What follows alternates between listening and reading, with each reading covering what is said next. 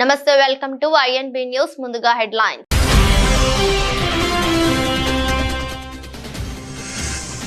విజయవాడ వచ్చిన కేంద్ర మంత్రి శివరాజ్ సింగ్ చౌహాన్ బుడమేరు గుండ్లు పూడ్చేందుకు ఆర్మీని పిలుస్తామని వెల్లడి.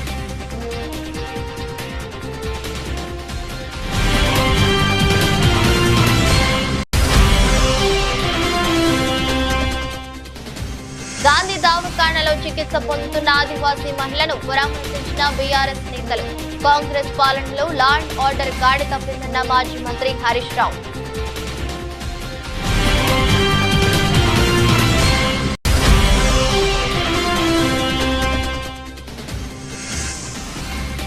ఖమ్మంలో పర్యటిస్తున్న కేంద్ర మంత్రి. ముప్పు ప్రాంతానికి గురైన ప్రకాష్ నగర్ కాలనీని ఏరియల్ సర్వే ద్వారా పరిశీలించిన శివరాజ్ సింగ్ చౌహాన్.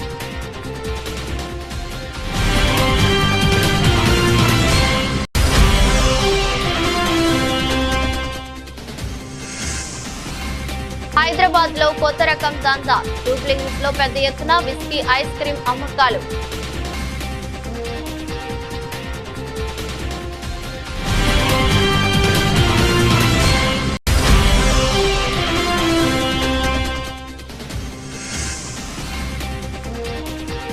కపిల్ పార్మర్ చారిత్రాత్మక మెడల్. 25 పథకాల లక్ష్యాన్ని చేరిన భారత్.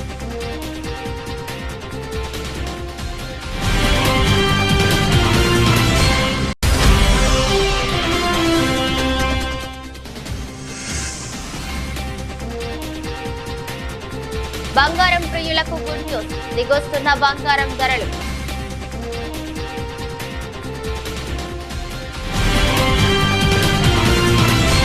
విజయవాడ వచ్చిన కేంద్ర మంత్రి శివరాజ్ సింగ్ చౌహాన్ వరద ప్రభావిత ప్రాంతాల్లో ఏరియల్ సర్వే అనంతరం మీడియా సమావేశం నిర్వహించారు. ఈ సందర్భంగా శివరాజ్ సింగ్ చౌహాన్ మాట్లాడుతూ బుడమేరు గండ్లు పూడ్చేందుకు ఆర్మీని పిలుస్తున్నామని తెలిపారు.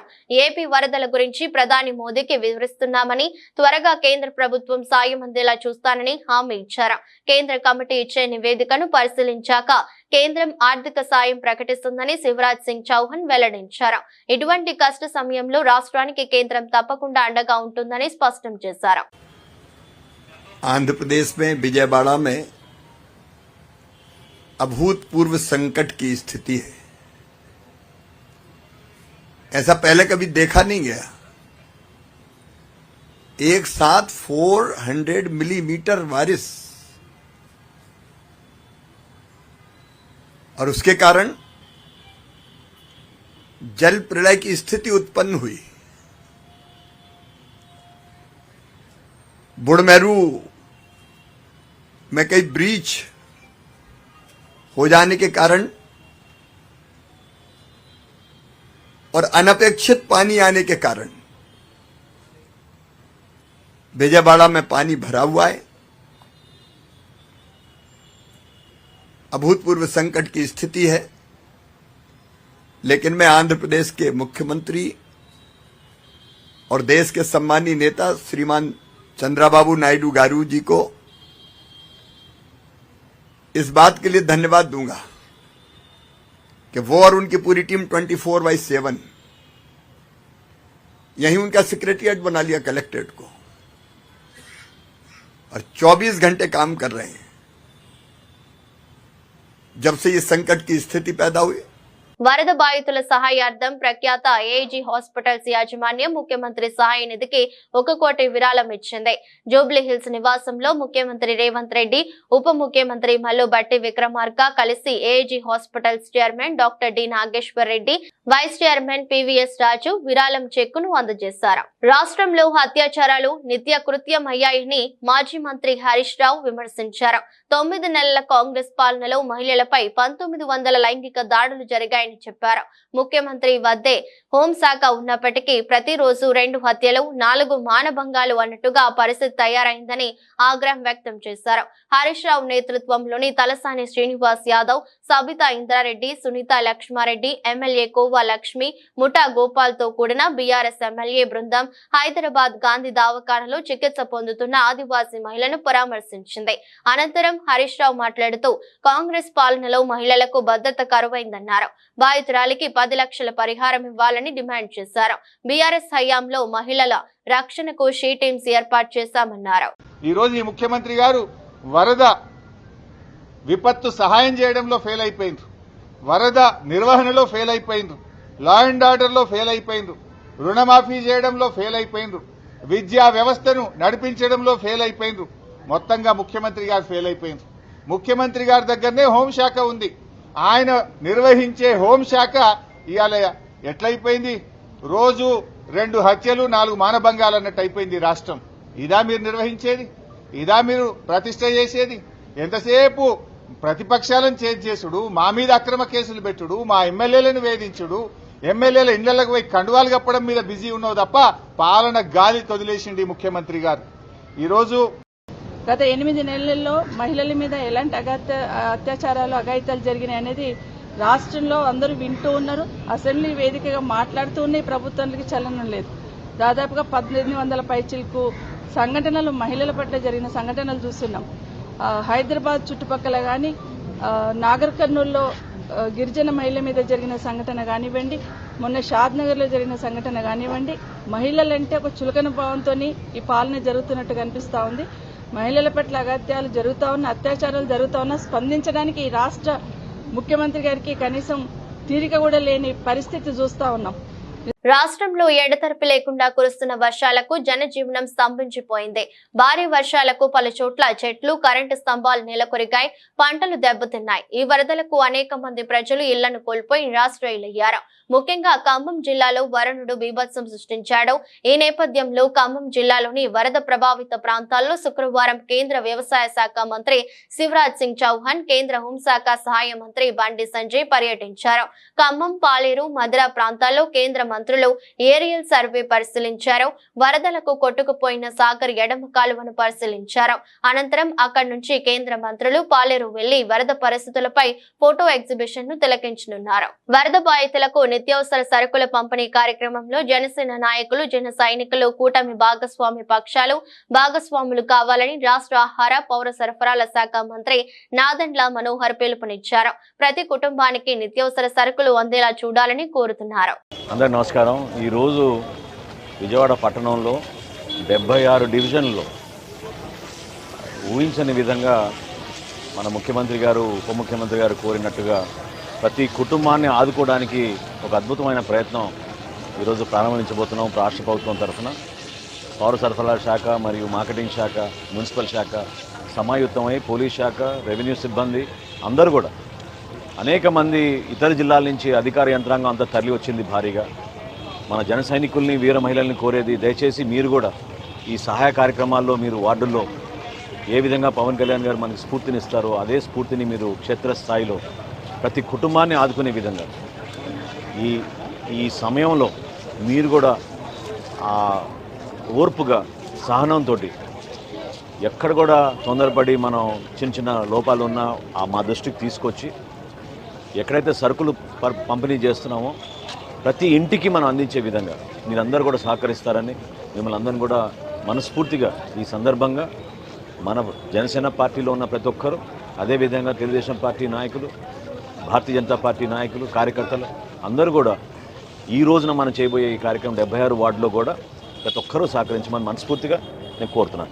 గాంధీ ఆసుపత్రిలో చికిత్స పొందుతున్న బాధితురాలిని కేంద్ర మంత్రి బండి సంజయ్ కుమార్ పరామర్శించారు. అనంతరం ఆయన మీడియాతో మాట్లాడుతూ ఇలాంటి అమానవీయ ఘటనలు హృదయ విరాధకరమని, మరణాలకు సానుభూతి, ప్రాణాలకు పరిహారం ఇచ్చే విధానాన్ని ప్రభుత్వాలు ఆపాలని, నిందితులపై కఠినంగా వ్యవహరించి నివారణ చర్యలు చేపట్టాలన్నారు. బాధితురాలు త్వరగా కోలుకోవాలని, ఆమె కుటుంబానికి బలం చేకూరాలని ప్రార్థిస్తున్నానని తెలిపారు. పేషెంట్ చూసిన తర్వాత చాలా బాధాకరం. నిజంగా ఒక పేద మహిళ, అపం శుభం ఎరని మహిళ, అమాయక మహిళ పట్ల ఇవాళ ఆ మూర్ఖుడు ఆ విధంగా వివరించడం ఇంతకంటే సిగ్గుమాలిన చర్య ఇంకోటి లేదు. వాళ్ళ అన్నకు రాఖీ కట్టడానికని రాఖీ పండుగ రోజు పోతుంటే ఆటో డ్రైవర్ కదా అని చెప్పి వాడు మూర్ఖుడు అని తెలియకుండా వాడిని ఆటో ఎక్కితే జంగల్ తీసుకుపోయి ఆమెను ఇష్టానుసారంగా రాళ్లతోని, కట్టెలతోని, అసలు ఫేస్ లో ఏం లేదు, ఫేస్ మొత్తం పండ్లు మొత్తం ఎక్కలేదు, ఫేస్ మొత్తం ప్లాస్టిక్ సర్జరీ చేసాడు, మొత్తం సర్జరీ చేసిన ఫేస్ లో ఏం లేదు. అంత మూర్ఖంగా వాడు వివరించడం జరిగింది. ఇప్పుడు కలకత్తా సంఘటన కానీ, నిర్భయ సంఘటన కానీ, ఈ సంఘటన సేమ్ మేము ప్రాణాలతో ఉన్నది కాబట్టి ఎవరు మాట్లాడతలేరు. ఏమున్నదా, చచ్చిపోతే సంతాపం, బతుకుంటే పరిహారం. ఇదే పార్టీల పాలసీ, ప్రభుత్వాల పాలసీ, ఇదే పాలసీ. దీని విషయంలో ఎంత సీరియస్ గా వివరించాలో, ఎంత సీరియస్ గా స్పందించాల్సిన వ్యక్తులు స్పందించకపోవడం, ప్రభుత్వం కూడా ఆ స్థాయిలో స్పందించకపోవడం నిజంగా ఇంతకంటే సిగ్గుచెడి కూడా పట్టుకొచ్చినాం, రిమాండ్ చేసినాం, ఇది కాదు కావాల్సింది. ఇటువంటి సంఘటన జరిగినప్పుడే స్పందించడం కాదు, జరగకముందు ఏం చేయాలి, జరగకుండా ఏం చేయాలనేది ప్రభుత్వంలో కూడా పాలకులు కూడా ఆలోచన ఉండాలి. ఇది జరిగింది. మల్కాజ్గిరి ఎంపీ ఈటల రాజేందర్ ములుగు జిల్లా పర్యటన చేపట్టారు. ఇటీవల కురిసిన భారీ వర్షాలకు తాడ్వై, పస్రా నడుమ గుండ్ల వాగు కారణంగా దెబ్బతిన్న పంట పొలాలను, రోడ్లను పరిశీలించారు. మేడారం అడవుల్లో కూలిన చెట్లను పరిశీలించి కారణాలు తెలుసుకున్నారు. వరద బాధితులను పరామర్శించి అండగా ఉంటామని బాధితులకు భరోసా కల్పించారు ఈటల. ఆయన వెంట సీతారాం నాయక్, గరికపాటి మోహన్ రావు, కాసం వెంకటేశ్వర్లు ఉన్నారు. ఒక్క మొక్క కూడా లేకుండా ఆ ప్రాంతంలో మొత్తం ఎడారిగా మారిపోయింది. దీని మీద కూడా తప్పకుండా కేంద్ర ప్రభుత్వం, భారతదేశంలో ఇట్లాంటి సందర్భం మొట్టమొదటిసారి ఎవాల్వ్ అయింది కాబట్టి, దీని మీద రీసెర్చ్ జరగాల్సిన అక్కడ ఉంది కాబట్టి, కేంద్ర ప్రభుత్వ పరంగా తప్పకుండా ఇక్కడికి వచ్చి దాని మీద ఒక అధ్యయనం చేసి మనం రేపు దేశంలో అలర్ట్ కావాల్సిన ఎక్కడ ఉందనేది ఇది ఈ ఉదంతం మనకి చెప్తా ఉంది. మూడో అంశం ఏంటంటే ఇప్పటికి కూడా ప్రభుత్వ పరంగా కేవలం అనౌన్స్ చేసిన తప్ప ఒక సింగిల్ పైసా కూడా ఇప్పటిదాకా రాలేదు. కాబట్టి నేను కోరుతా ఉన్న ప్రభుత్వాన్ని తక్షణమే అధికారులను ఫీల్డ్ మీదకి పంపించి, ఇల్లు కూలిపోయిన వాళ్ళు ఎంతమంది, కాంపౌండ్ కూలిపోయిన వాళ్ళు ఎంతమంది, ఇళ్లలో మొత్తం సామాన్లన్నీ కొట్టుకుపోయి కట్టు బట్టలతో ఉన్న వాళ్ళు ఎంతమంది, ఇవన్నీ కూడా అసెస్ చేసి తక్షణమే సాయం అందించాలని చెప్పి కోరుతాను. మేము కేంద్ర హోంమంత్రి గారితో, అదేవిధంగా మా కిషన్ రెడ్డి గారు జమ్మూ అండ్ కాశ్మీర్లో ఉంటే వారితో కూడా మాట్లాడడం జరిగింది. ఇవాళ బండి సంజయ్ గారు, అదేవిధంగా మా కేంద్ర వ్యవసాయ శాఖ మంత్రి గారు ఇద్దరు కూడా ఇవాళ పర్యటిస్తూ ఉన్నారు ఖమ్మంలో. కాబట్టి ఇలా మేము కూడా ఇక్కడ పర్యటిస్తూ ఉన్నాం. కాబట్టి కేంద్ర ప్రభుత్వ పరంగా కూడా రైతాంగాన్ని ఆదుకోవాల్సిన హక్కు ఉందని చెప్పి మేము కోరడం జరిగింది.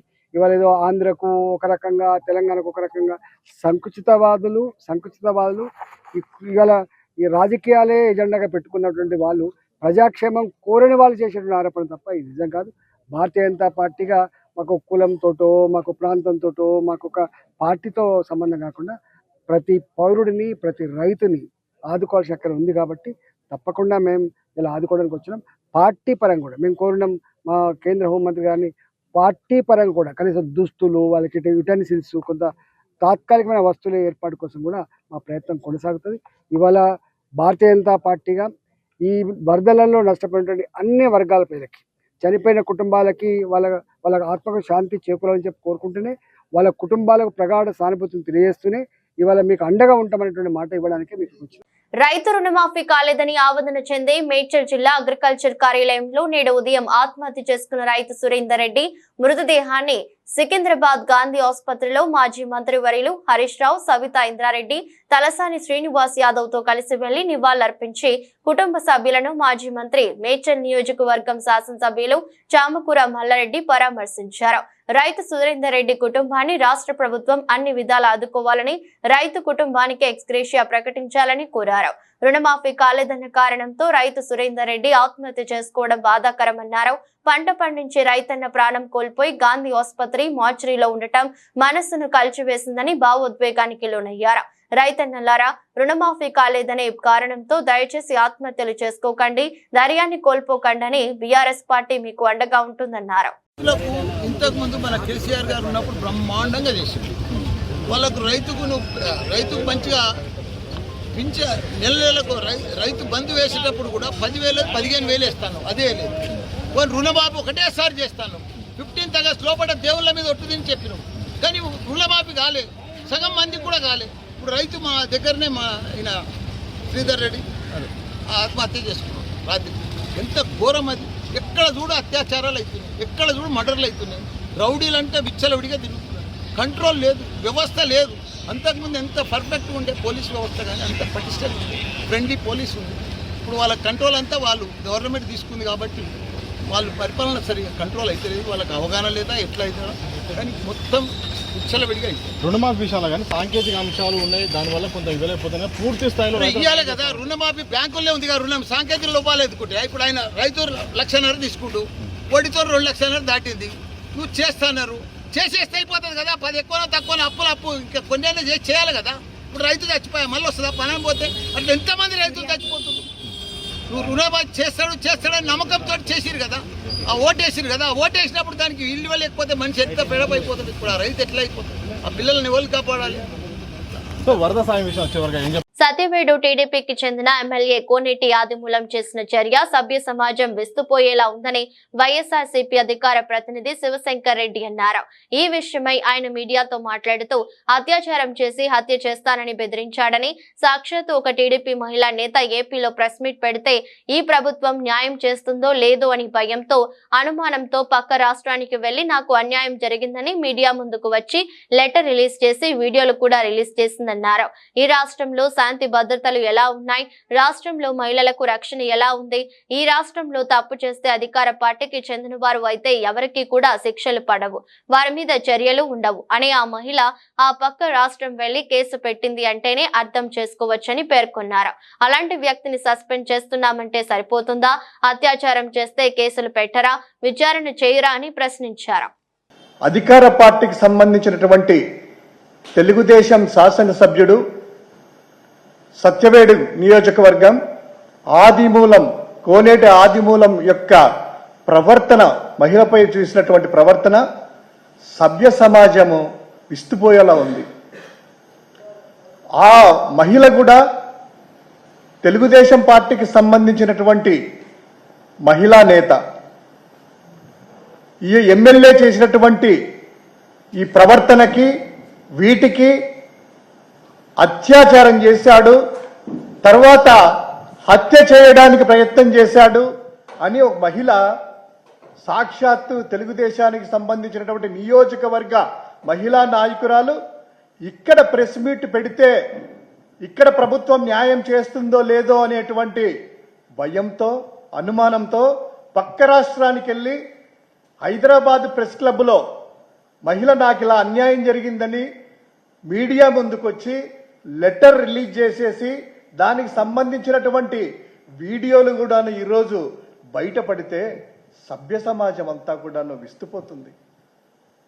ఒక మహిళ పట్ల ఒక శాసనసభ్యుడు తెలుగుదేశం పార్టీకి సంబంధించిన ప్రభుత్వంలో ఉన్నటువంటి వ్యక్తి అలా చేయడమే కాకుండా ఆ మహిళను పలుమార్లు బెదిరిస్తూ తనకు సుఖాన్ని అందించాలని, లేకపోతే నీ అంత చూస్తా అనేసి బెదిరించి ఆవిడ చెప్పినటువంటి ప్రకారము క్లియర్గా 2 పేజీల లెటర్లు, వీడియో సంబంధించిన 2 పేజీల లెటర్ సాక్షాత్తు ముఖ్యమంత్రి చంద్రబాబు నాయుడు గారికి రాస్తూ అందులో పూర్తి సాక్ష్యాధారాలు కూడా 6వ తేదీ జూలై 6వ తేదీన తిరుపతి భీమాస్ ప్యారడైజ్ లో రూమ్ నెంబర్ 109 సాయంత్రం 4 గంటలకు ఒకసారట.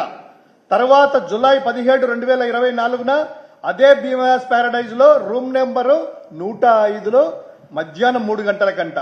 అది కాక ఇదంతా చేసేసి బెదిరిస్తా ఉంటే వాళ్ళ భార్య భర్త చనిపోవాలా, ఏం చేయాలనేటువంటి దిక్కుదోచిన స్థితిలో ఈరోజు హైదరాబాద్కి వెళ్ళి ప్రెస్ మీట్ పెట్టారంటే మనం అర్థం చేసుకోవాల్సింది ఒకటే, ఈ రాష్ట్రంలో శాంతి భద్రత ఎలా ఉన్నాయి, ఈ రాష్ట్రంలో మహిళలకు రక్షణ ఎలా ఉంది, ఈ రాష్ట్రంలో తప్పు చేస్తే అధికార పార్టీ వాళ్ళైతే తెలుగుదేశం పార్టీకి సంబంధించిన శాసనసభ్యులైనా మంత్రులైనా ఎవరికి కూడాను శిక్షలు పడవు, వారి మీద కేసులు నమోదు కావు, వారి మీద చర్యలు ఉండవు అనేటువంటి ఉద్దేశంతో ఆ మహిళ హైదరాబాద్లో వెళ్లి పక్క రాష్ట్రంలో పెట్టిందంటే అర్థం చేసుకోవచ్చు. సిద్దిపేట జిల్లా దుబ్బాక పట్టణంలో ఉద్రిక్తత వాతావరణం నెలకొంది. శుక్రవారం ఉదయం బీఆర్ఎస్ కాంగ్రెస్ నాయకుల మధ్య వాగ్వాదం చోటు చేసుకుంది. గత కొద్ది రోజులుగా మాజీ మంత్రి ముత్యం రెడ్డి విగ్రహం ఏర్పాటుకు కాంగ్రెస్ నాయకులు సిద్ధమై కలెక్టర్ దృష్టికి తీసుకెళ్లగా ఇప్పుడే కాకుండా కొద్ది రోజుల తర్వాత విగ్రహం ఏర్పాటు చేయాలని సూచించినట్లు తెలుస్తోంది.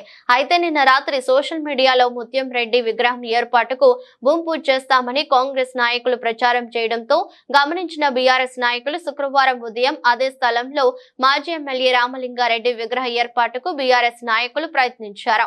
రామలింగారెడ్డి ఫోటోతో ఫ్లెక్సీ పెట్టి కాంగ్రెస్ నాయకులు రాకముందే కొబ్బరికాయ కొట్టారు. ఒకే స్థలంలో విగ్రహాల ఏర్పాటుకు ఇరు వర్గాలు పోటీ పడటంతో ఇద్దరి మధ్య వాగ్వాదం చోటు చేసుకుంది. ఇది గమనించిన పోలీసులు రాత్రి నుంచే పోలీస్ పికెటింగ్ ఏర్పాటు చేశారు. సంఘటనా స్థలానికి చేరుకున్న సిద్దిపేట ఏసీపీ మధు రెండు పార్టీల నాయకులకు సర్ది చెప్పి గొడవను సర్ది చెప్పారు.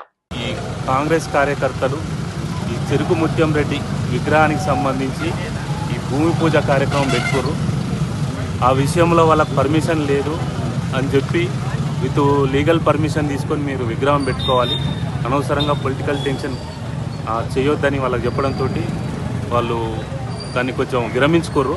అదే విషయంలో ఈరోజు మార్నింగ్ బీఆర్ఎస్ కార్యకర్తలు ఆ బస్టాండ్ ఏరియాలో సేమ్ ప్లేస్లో పోలీస్ పికెట్ ఉన్నాక కూడా వాళ్ళు ఒక 5 to 10 మెంబర్స్ అకస్మాత్తుగా వచ్చి ఒక కొబ్బరికాయ కొట్టి పోవడం జరిగింది. దాని మీద విత్ లీగల్గా కంప్లైంట్ ఇస్తే విత్ ఏఎస్ఐ గారితో ఒక కంప్లైంట్ తీసుకొని కేసు రిజిస్టర్ చేస్తాం. అట్లే మున్సిపల్ పర్మిషన్ లేకుండా కూడా చేసిర్రు. వాళ్ళు చేసింది 100% తప్పు. దానికి సంబంధించి లీగల్గా మేము ఎట్లా ప్రొసీడ్ కావాలో ఆ రకంగా కేసులు చేసి ప్రొసీడ్ అవుతాం. దుబ్బాక టౌన్లో రేపటి నుంచి గణేష్ ఫెస్టివల్ ఉంది కాబట్టి ఎటువంటి పొలిటికల్ టెన్షన్ లేకుండా అంతా సామరస్యంగా ఉండాలి. ఎవరైనా ఇటువంటి చర్యలు పాల్పడితే వాళ్ళ మీద కూడా కేసులు చేసి లీగల్ యాక్షన్ తీసుకునేది ఉంటుంది. పబ్లిక్ కూడా మాకు అన్ని రకాలుగా సపోర్ట్ చేయాలని కోరుకుంటూ థ్యాంక్ యూ. సార్ పోలీసులను కూడా బెదిరించారని ఏసీపీ గారు అంటున్నారు. పోలీసులు నెట్టివేశారంటున్నారు. దానికి సంబంధించి వీడియోగ్రఫీ ఉంది, చూస్తాము. లీగల్గా ఎట్లా ఉంటే దాని ప్రకారం కూడా ఏఎస్ఐ తోటి కంప్లైంట్ తీసుకొని లీగల్ యాక్షన్ తీసుకుంటాం. గౌరవనీయులు స్వర్గీయులు మాజీ మంత్రి చెరుకు ముత్యం రెడ్డి గారి విగ్రహాన్ని ప్రతిష్ఠించడానికి మేము గత 3 మాసాల క్రితమే కమిషనర్ గారికి లెటర్ పెట్టుకోవడం జరిగింది, కలెక్టర్ గారికి పెట్టుకోవడం జరిగింది.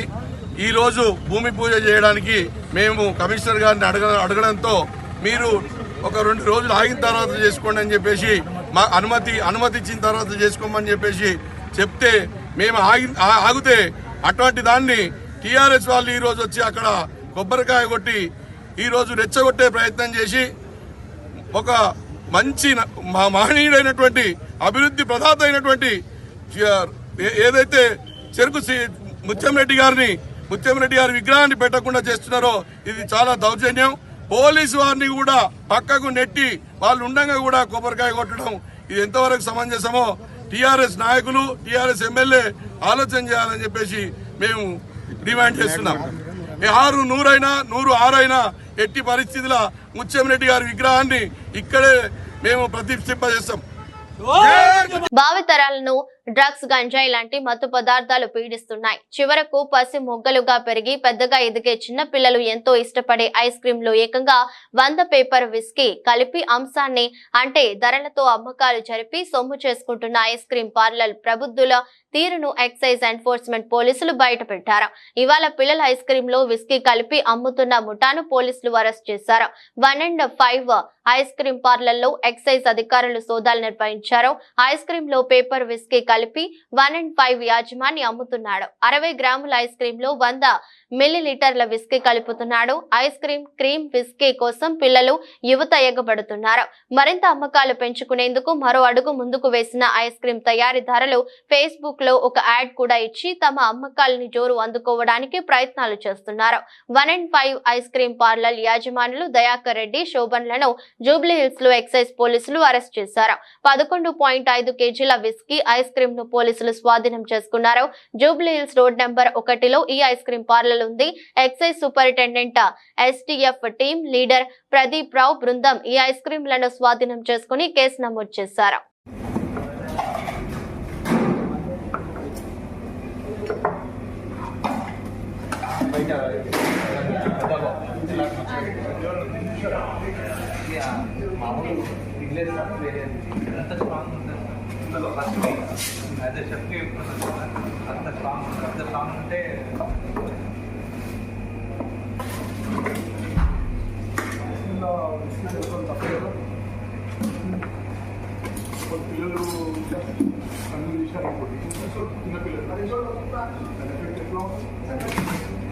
భారత క్రికెటర్ రవీంద్ర జడేజా ఈ రోజు బీజేపీలో చేరినట్లు ఆయన భార్య రివాబా జడేజా ఎక్స్ వేదికగా పోస్ట్ చేశారు.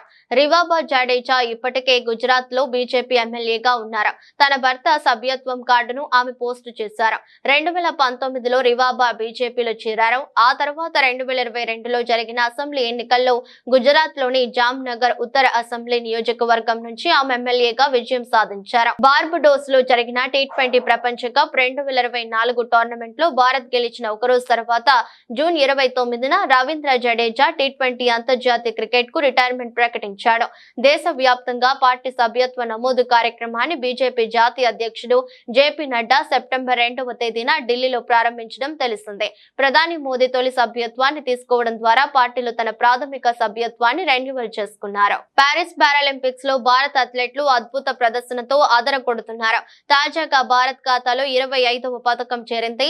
భారత జాడోకా కపిల్ పార్మర్ గురువారం జరిగిన పురుషుల 60 కిలోల J1 ఈవెంట్ లో కాంస్యం గెలిచారు.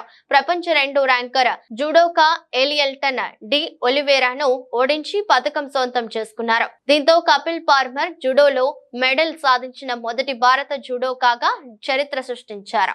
మరోవైపు మిక్స్డ్ రికర్వ్ ఓపెన్ ఈవెంట్ లో ఆర్చర్లు హర్విందర్ సింగ్, పూజా తమ కాంస్య పథక పోరులో పరాజయం పాలయ్యారు. అంతకుముందు వ్యక్తిగత విభాగంలో హర్విందర్ సింగ్ గోల్డ్ గెలిచిన విషయం తెలిసిందే. ఇక power lifter Ashok, shot putter Arvind ఆకట్టుకోలేకపోయారు. సిమ్రాన్ శర్మ కూడా మహిళల 100 మీటర్ల T12 ఫైనల్లో 4వ స్థానంలో నిలిచి త్రుటిలో పతాకాన్ని కోల్పోయింది. ఇక టీమిండియా ఈసారి 25 పతాకాల లక్ష్యంగా బరిలోకి దిగగా నిన్నటితో ఆ టార్గెట్ ను అందుకుంది. మరో 3 రోజులు గేమ్స్ మిగిలి ఉన్నాయి. దీంతో పతాకాల సంఖ్య పెరిగే అవకాశం ఉంది. ప్రస్తుతం భారత్ ఖాతాలో 25 మెడల్స్ ఉండగా వీటిలో 5 స్వర్ణాలు, 9 రజతాలు, 11 కాంస్య పతకాలు ఉన్నాయి. దీంతో పతాకాల పట్టికలో భారత్ 16వ స్థానంలో కొనసాగుతోంది. బంగారం ప్రియులకు గుడ్ న్యూస్. కొంతకాలంగా స్వల్పంగా తగ్గుతూ వస్తున్న బంగారం ధరలు శుక్రవారం కూడా స్వల్పంగా తగ్గాయి. వారం రోజులుగా బంగారం ధరలో పెరుగుదల కనిపించడం లేదు. ఇవాళ బంగారం ధరలు 100 మేర తగ్గాయి. ఈ ఏడాది భారత్ లో బంగారం వినియోగం భారీగా పెరిగే అవకాశం ఉందని వరల్డ్ గోల్డ్ కౌన్సిల్ అంచనా వేస్తున్నందున ధరలు అమాంతం పెరిగే అవకాశం ఉందని నిపుణులు అంటున్నారు. కాబట్టి గోల్డ్ కొనే వారికి ఇప్పుడే మంచి అవకాశం. తెలుగు రాష్ట్రాల్లోనూ బంగారం ధరలు స్థిరంగా కొనసాగుతున్నాయి. హైదరాబాద్ లో శుక్రవారం 10 గ్రాముల 22 క్యారెట్ల బంగారం ధర 66,680గా ఉంది. 24 క్యారెట్ల బంగారం ధర 72,750గా ఉంది. విజయవాడలో కూడా 10 గ్రాముల 22 క్యారెట్ల బంగారం ధర 66,680, 24 క్యారెట్ల బంగారం ధర 72,750గా ఉంది. విశాఖపట్నం సహా ఏపీలోని ప్రధాన నగరాల్లోనూ ఇవే ధరలు కొనసాగుతున్నాయి. ఢిల్లీలో కిలో వెండి ధర 85,800గా ఉండగా కోల్కతాలో 84,900, బెంగళూరులో 82,800 వద్ద ట్రేడ్ అవుతోంది. హైదరాబాద్, విశాఖ, విజయవాడలో కిలో వెండి ధర అత్యధికంగా 89,900గా ఉంది. వార్తలు ముగించే ముందు మరోసారి హెడ్లైన్స్.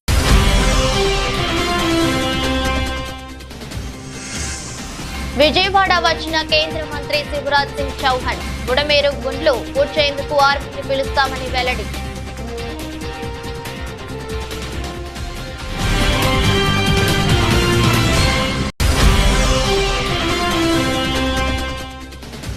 గాంధీ దవాఖానాలో చికిత్స పొందుతున్న ఆదివాసీ మహిళను పరామర్శించిన బీఆర్ఎస్ నేతలు. కాంగ్రెస్ పాలనలో లా అండ్ ఆర్డర్ గాడి తప్పిందన్న మాజీ మంత్రి హరీష్ రావు.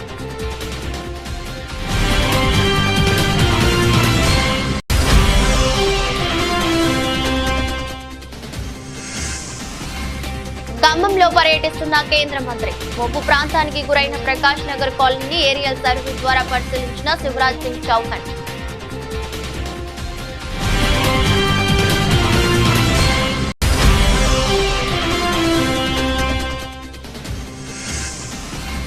హైదరాబాద్ లో కొత్త రకం దందా. జూబ్లీహిల్స్ లో పెద్ద ఎత్తున విస్కీ, ఐస్ క్రీం అమ్మకాలు.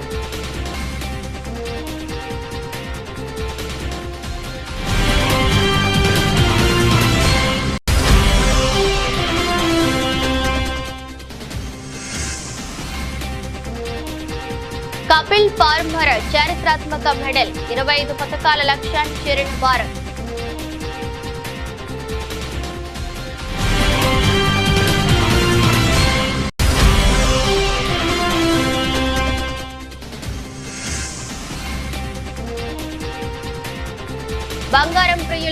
న్యూస్. దిగొస్తున్న బంగారం ధరలు.